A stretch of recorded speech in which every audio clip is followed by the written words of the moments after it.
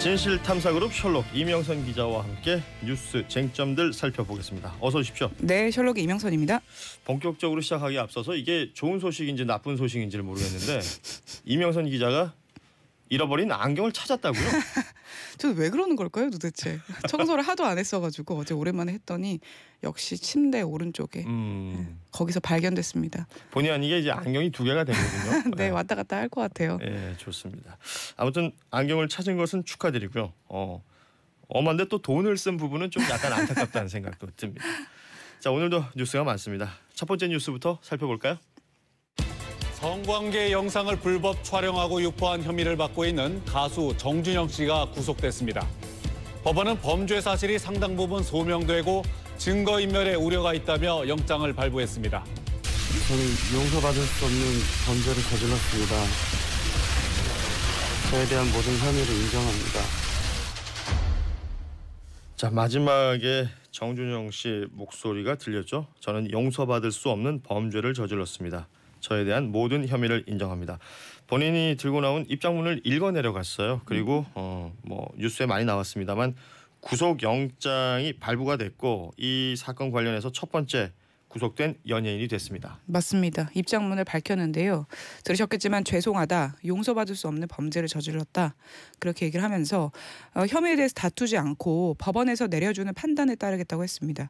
그리고 사과를 다시 한번 했는데요. 고통받은 피해 여성분들과 근거 없이 구설에 오른 2차 피해를 받은 여성분들, 그리고 자신에게 애정을 보내준 모든 분께 다시 한번 머리 숙여 사죄드린다고 했습니다. 이 정준영 씨뿐만 아니라 과거 2016년에 정준영 씨 비슷한 사건이 있을 때 변호했던 변호사도 입건이 됐어요. 네, 그 2016년에 정 씨 당시 여자친구가 고소를 했었죠. 정 씨가 여자친구 신체를 불법 촬영했었잖아요. 근데 네. 그때 무혐의 처분이 나왔었는데 그 정 씨 변호사가 그때 뭐 증거를 조작했다, 뭐 이렇게 표현하면 맞을 것 같습니다. 근데 정준영 씨 측이 경찰에 휴대전화를 임의 제출을 해야 되는 상황이었는데 그때 계속 사설 보건업체에 맡겼다 이렇게 얘기를 하면서 차일피일 좀 미뤘었거든요. 네. 그래서 결국에 휴대전화가 망가져서 복구할 수 없다, 이런 의견서를 조작해서 이 정 씨의 변호사가 쓰게 됩니다. 그렇죠. 그래서 경찰은 그 휴대전화 내용을 결국에 확인 못하고 사건을 검찰에 넘겼고요. 그래서 결국에 그래서 무혐의 처분이 나온 것으로 추정이 되는데요. 만약에 그때 정 씨 변호사가 증거를 조작하지 않았거나 네. 수사가 제대로 이뤄졌다면 아마 정준영 씨 범죄 행각이 좀 더 빨리 드러날 수 있었겠죠. 그렇습니다. 그래서 사건을 담당했던 성동경찰서 경찰관 A 씨를 직무유기 혐의로 입건시켰습니다. 그렇습니다. 이 두 사람, 그러니까 당시에 정준영 씨 변호사는 증거인멸 혐의로 입건이 된 거고, 그리고 성동경찰서의 경찰관 A 씨, 이 사람도 뭐 그 포렌식 업체에 전화해서 그냥 복구 못한다, 이런 확인서 하나 써달라, 네. 이런 얘기를 해가면서 그냥 검찰을 넘겼잖아요. 그때 당시에 제대로 수사를 했더라면 어찌 보면 피해를 줄일 수 있었을 텐데라는 아쉬움이 드는 대목이죠. 자, 그런 가운데 음주운전 하고 적발이 됐는데 언론에 보도되는 것을 막아달라라고 네. 얘기했던 FT 아일랜드 최종훈 씨, 그 음주운전 단속 적발 당시에 네. 뇌물을 주려 했다라는 혐의가 있어요. 그래서 뇌물 공여 혐의로 입건이 됐습니다. 네. 그때 그 음주운전 사실 자체를 무마하려고 하면서 경찰관에게 돈을 건넸다, 이런 얘기가 이미 보도가 됐는데 일단 그 돈 받았다 아니면 돈을 받은 것으로 추정되는 경찰관은 사실이 아니다, 이렇게 얘기하나 봐요. 네. 네. 이 사건을 수사하는 경찰 관계자 말에 따르면요, 현재까지 수사상으로는 최 씨가 경찰에게 200만 원을 제공하겠다는 의사를 표시한 부분이 있다, 이렇게 얘기를 했습니다. 200 드릴 테니 좀 봐주쇼, 이렇게 네. 얘기를 했다는 거죠. 근데 그 최 씨가 있었던 카카오톡 내용을 보면 나 뭐 1,000만 원 줬어, 뭐 이렇게 언급하는 부분이 있나 봐요. 네. 그래서 어떤 식으로 전달 의사를 표시했고, 그러니까 돈을 어떻게 전달하려고 했는지, 그런 부분이랑 어떻게 경찰관이 거절했는지, 이런 거는 사후에 수사해서 추가로 기자들에게 말하겠다, 이렇게 전하기도 했습니다. 그리고 어제 SBS 보도인데요, 이 최 씨가 경찰이 음주 단속하려고 하니까 차를 버리고 일단 달아났다고 합니다. 네. 그리고 나서 붙잡힌 다음에 경찰에게 돈을 주려고 했다, 이런 사실이 드러났다고 보도가 나왔습니다. 하나씩 계속 알려지게 되는 거군요. 예. 정준영 씨가 구속됐다는 소식, 또 그리고 최종훈 씨의 입건 관련된 소식들까지 봤습니다. 다음 뉴스 이어가겠습니다. 2년 전 경북 포항 지진은 사람이 만든 지열 발전소 때문에 일어난 거라는 어제 정부 조사 결과가 나온 뒤에 후폭풍이 거세게 불고 있습니다. 범정부 대책기구를 구성하여 지역경제 활력 회복을 위한 종합적인 대책을 마련해 주시길 바랍니다. 한국당 대구 경북 의원들은 세월호법이나 5.18 특별법처럼 국가 과실 피해를 배상, 보상받을 수 있도록 포항지진 특별법을 발의하기로 했습니다. 네, 지난 2017년 포항 지진이 인근에 있는 지열 발전소의 영향으로 발생한 것이다라는 이 정부 발표가 있은 후에 후폭풍이 계속해서 이어지고 있습니다. 포항 시민들의 소송 참여가 많이 늘어났더군요. 네, 어제 범시민대책본부, 소송 준비하는 본부라고 보면 될 것 같은데요. 네. 거기에 전화가 거의 불이 났다고 합니다. 전화는 물론이고 그리고 소송에 참여하려는 시민들이 줄을 이어서 어제 하루에만 소송에 참여한 사람이 300명이라고 합니다. 지난 2년간 참여했던 분들이 1,300명 정도였죠. 그런데 하루 만에 300명이 늘어난 거예요. 네, 국가를 상대로 손해배상 소송을 하고 있었는데요. 근데 중요한 게 이게 지진이 결국에 인재였다 이런 식으로 지금 흘러가고 있기 때문에 이게 확실해지면 그 당시에 자연 지진으로 분류가 돼서 상가나 공장 사장들은 전혀 재난지원금이나 이런 거 못 받았었거든요. 그렇죠. 근데 이분들이 직접적으로 만약에 소송을 하게 되면 국가를 상대로 손해배상을 받지 않을까 이런 기대감이 포항에 돌고 있다고 합니다. 아니 그러니까 이게 제가 포항 지역에 있는 분들하고 통화를 해보니까요. 자연재해일 때는 보상을 못 받는 각종 보험이라든지 네, 여러 가지들이 있죠.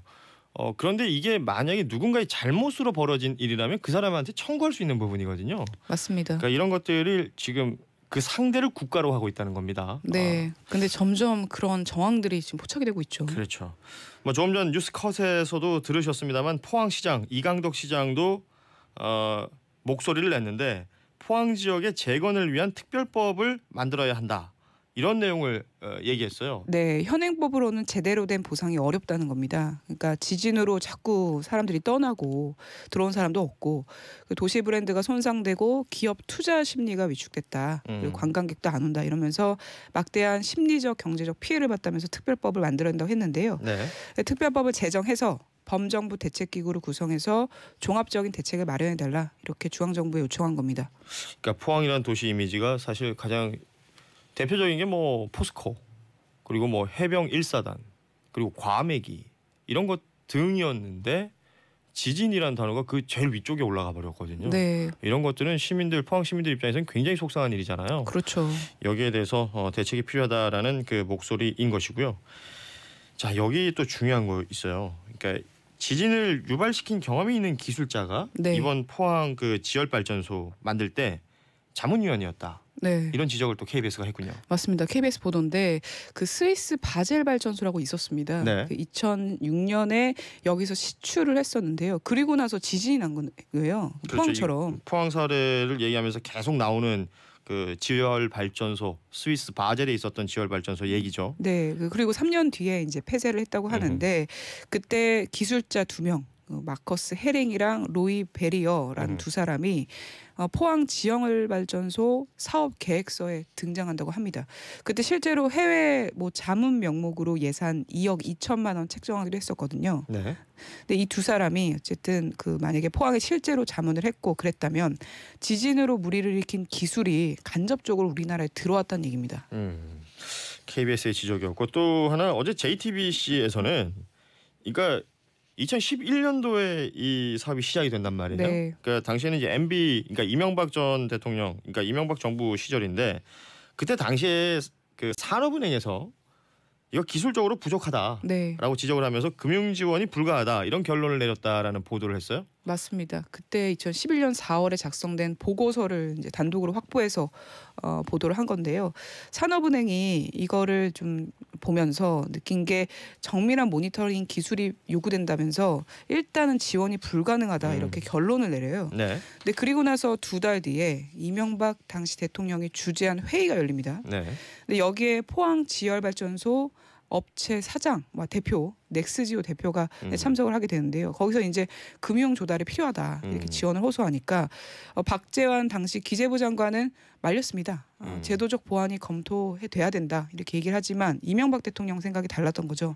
자원 확보는 전쟁이다. 정부도 보이지 않게 노력을 하고 있다라고 하면서 이 업체를 좀 간접적으로 힘을 실어준 겁니다. 참 이게 뭐 다 따져봐야 되겠죠. 지금은 그 말들이 나오는 것이고 의혹이 제기되는 부분들이 있는데 따져봐야 할 것입니다. 만약에 그때 당시에 어떤 특혜나 이런 것들이 있었다면 이건 심각한 문제로 비화될 수도 있는 부분이죠. 네, 그리고 그 이후의 정권인 박근혜 정부까지 보고서가 전달됐다 이런 얘기가 오늘 조간신문에 나왔잖아요. 네. 근데 확실한 어떤 진상 규명이 필요할 것 같고요. 그렇습니다. 그래서 더불어민주당이 실제로 특혜가 없었는지 밝혀야 된다 이렇게 얘기를 하고 있습니다. 그리고 이거 지금 포항 지진 가지고요. 지금 여당 더불어민주당에서는 과거 정권 보수 정권의 무능함을 보여주는 것이다라고 말하고 있고 지금 또 그때 당시에 집권당이었던 자유한국당 당시에는 뭐 새누리당이었죠. 지금 현 정권이 지금 과거 정권을 물고 늘어지고 있다. 뭐 이런 식으로 정치권에서 진을 말싸움하고 있어요. 말잔치 소재로 쓰이는 건 정말 이거 안 안타깝네요. 됩니다. 이거 안 되고요. 포항 시민들을 제일 먼저 우선적으로 생각해야 될 것입니다. 이 부분 관련해서 문자 메시지 왔는데 일 안 하는 국회의원들 월급보다 포항 시민들에게 꼭 보상해줘야 됩니다라는 4651님의 문자 메시지도 도착하고 있습니다. 그러니까 어디가 우선인지 이 고주부 듣고 계시는 청취자분들도 다 알고 계신다는 얘기입니다. 네. 자, 다음 뉴스 이어가죠.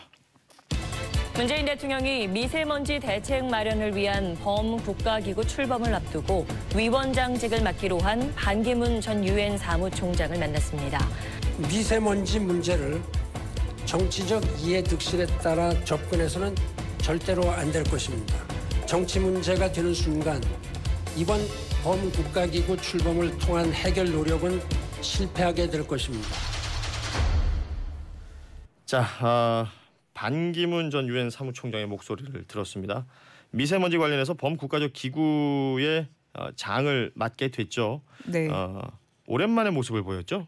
네, 청와대 기자실이 있는 춘추관 브리핑룸에서 입장문을 발표했습니다. 네. 그러니까 춘추관 단상에 선 건 노무현 정부 대통령 외교보좌관 시절 이후에 처음이라고 해요. 그러니까 의미가 있는 거죠, 본인에게는. 그렇군요. 참고로 미세먼지 해결을 위한 범사회적 기구 그리고 여기에 위원장직을 반 전 총장이 맡아야 된다. 이렇게 제안한 건 바른미래당 손학규 대표였죠. 그렇죠. 손 대표 제안을 문재인 대통령이 받아들이고 반 전 대통령이 요청을 수락하면서 이 자리가 마련이 된 겁니다. 반 전 총장의 입장을 좀 말씀드리면 개인부터 그리고 산업계, 정치권, 정부까지 모두 같이 참여해야 된다. 그리고 사회적 합의로 해결을 도출해야 된다. 이렇게 얘기를 하면서 국제적으로 성공한 사례를 찾아서 우리 실정에 맞는 최상의 모델을 만들겠다고 했습니다. 뭐 워낙에 긴 시간 동안 외교 무대에서 활동을 했던 분이니까 이 관련해서는 그 역량을 발휘할 수 있을 것이다라는 기대가 있는 것이죠. 그런데 뭐 한때 유력한 대권 주자로까지 얘기가 됐던 반기문 총장이었기 때문에 어제 미세먼지 관련된 이야기를 실컷 다 했는데 기자들은 질문을 정치에 다시 할 생각 네. 없으세요? 이걸 먼저 물어보더군요. 네, 네. 거기에 사자성어로 답변을 했습니다. 네. 준비한 것 같아요. 연목구어라는 말을 했는데요. 죄송합니다.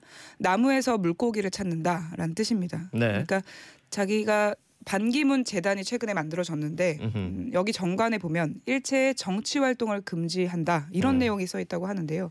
그러니까 그럴 리 없다 이렇게 얘기를 한 거죠. 네. 반 전 총장이 밝힌 건 아니고 김의겸 청와대 대변인이 간접적으로 이 의견을 전한 겁니다. 그러니까 이 질문을 예상했다는 겁니다. 네. 그리고 반 전 총장은 범국가기구를 대통령 직속기구라고 소개한 다음에 실무추진단을 곧 결성해서 정당이나 과학계, 산업계 각계 분야 인사들을 모셔서 구성할 거다 이렇게 얘기하기도 했습니다. 그리고 나서 재미있는 게 인천 경영포럼에서 좀 강연을 했습니다. 네. 근데 거기서 갑자기 북미 회담 얘기를 꺼낸 거예요. 앞에서는 연목구어 이런 얘기가 나왔었는데 네, 정치하고는 선을 긋겠다라는 뜻이었는데 네, 하노이 북미 정상회담 실패를 계기로 북한이 핵 폐기를 하지 않을 거라는 게 점점 명백해지고 있다. 이렇게 밝혀서 또 논란이 일기도 했습니다. 그렇습니다. 자, 반기문 전 유엔 사무총장이 미세먼지 관련한 범국가적 기구의 위원장직을 맡으면서 또 뉴스에 오랜만에 그 이름을 올렸습니다. 자, 그리고 이 소식도 어제 큰 뉴스였는데요. 대법원 전원 합의체가 여순 사건 희생자 유족들이 낸 재심 신청을 받아들였습니다. 네. 그러니까 일단 여순 사건부터 설명을 좀 해주시는 게 좋을 것 같아요. 네, 사실 제가 어렸을 때는 이런 사건들을 조금 교과서나 이런 데서 적극적으로 다루지 않았었거든요. 그때는 여순 반란 사건이라고 불렀어요. 예, 그래서 지금 바뀌었는데 음. 저도 한 대학생 돼서 이제 본격적으로 알게 된 사건입니다. 1948년에 발생한 사건이고요. 간단하게 얘기하면은 국군이 민간인을 반란군에 협조했다 이런 누명을 씌워서 그냥 바로 뭐 사형을 집행했죠. 그렇죠. 뭐 재판 과정도 대단히 허술했고 앞서도 잠시 말씀드렸지만 누군가를 데리고 가는 데 있어서 뭐 영장도 없이 데리고 가고 사형 선고하고 한 20여일 만에 바로 또 집행이 되어버리고 네. 말이 안 되는 상황들이 벌어졌던 것이죠. 그래서 71년 만에 사건의 실체가 다시 드러나게 될지 관심이 쏠리고 있습니다. 그렇습니다. 이게 그 반란군이라는 누명을 씌웠다라고 지금 말씀을 하셨잖아요. 이게 네. 결국 제주 4.3하고도 연결이 되는 맞습니다. 얘기들이거든요. 이 관련해서 당시에 뭐 워낙에 제대로 된 절차 없이 벌어졌던 만행들이었고 민간인 학살이었기 때문에 이 과정에서 정말 피해 보신 분들 또 그 유가족분들 굉장히 고통스러우셨을 텐데 71년 만에 바로잡을 수 있는 혹은 명예를 회복할 수 있는 기회가 열릴 것으로 보입니다. 그러니까 재심을 결정한 배경을 재판부는 어떻게 설명을 하고 있을까요? 일단 뭐 서류나 이런 건 없지만 목격자가 많고 그 목격자들의 좀 자손들도 계속 있기 때문에 목격한 사람들의 증언도 재심에 부합한다 이렇게 얘기를 하면서 원심의 재심 개시 결정에 관한 법령을 위반한 잘못이 없다라고 판단했습니다. 앞서서 말씀드렸지만 누명을 씌워서 사형을 했다 이렇게 전해드렸는데요. 네. 근데 어떤 절차로 수사를 받았고 재판 과정에서 입증된 증거는 뭔지 없어요. 그러니까 증거도 없고 수사 서류도 없고 심지어 판결문도 없습니다. 네네. 참 황당하죠. 그렇죠. 재심 과정에서 이거를 좀 입증하고 하기가 조금은 난항이 있을 것 같다 이런 얘기도 들리고 있습니다. 뭔가 확인할 무언가 자체가 없으니까 네. 그럴 수도 있겠군요. 다음 뉴스도 살펴봐야 되겠습니다. 이게 빙상계 비리 의혹 얘기할 때 항상 그 등장했던 이름이 있었는데 그 전명규라는 이름이에요. 네. 그 이름 관련해서 이 교육부가 여기 감사를 실시했는데 그 내용들을 이제 결과가 어제 공개가 된 겁니다. 네, 저는 한 체대 학생들이 혹시 이런 거 들으면 힘 빠지지 않을까 뭐 이런 생각까지 들 정도로 아주 내용이 치명적인데요. 네. 한국계 빙상계 대부라고 불렸던 그 한 체대 빙상부 전명규 교수가 조재범 전 쇼트트랙 국가대표 코치 폭행 피해자들에게 합의를 종용했다. 이렇게 이제 감사 결과가 나온 겁니다. 네.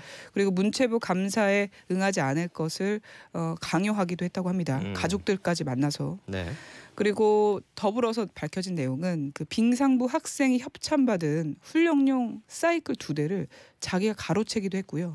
네. 그리고 뭐 절차가 필요한 뭐 한 체대 빙상장 수영장을 빌려주는 것도 뭐 제자들이 운영하는 사설 강습팀이면 뭐 특혜 대관해주기도 했다 이런 내용이 밝혀졌습니다. 조재범 전 코치가 심석희 선수 폭행했던 장소가 바로 이 장소이기도 하거든요. 네. 한 체대 뭐 그 외에도 다른 교수들 비리가 적발이 됐네요. 네, 맞네요. 학생들로부터 돈을 받기도 했고요. 그뿐만 아니라 뭐 국내 대회, 국외 대회 이런 것들을 많이 열어서 그 명목으로 학생들에게 돈을 걷고 뭐 증빙자를 만들지 않고 사익적인 어떤 이유로 사적인 용도로 돈을 쓰기도 했다. 이런 사실도 적발됐습니다. 진짜 앞서 말씀하셨지만 한 체대 학생들 이런 걸로 힘 빠질지도 모르겠다라는 생각이 들지만 그래도 이렇게 적발이 됐으니까 고쳐질 것이다, 바로잡아질 것이다라는 기대를 가지고 열심히 또 학업과 또 운동에 전념하셨으면 좋겠군요. 오늘 여기까지 하죠. 진실탐사그룹 셜록 이명선 기자였습니다. 고맙습니다. 네, 감사합니다.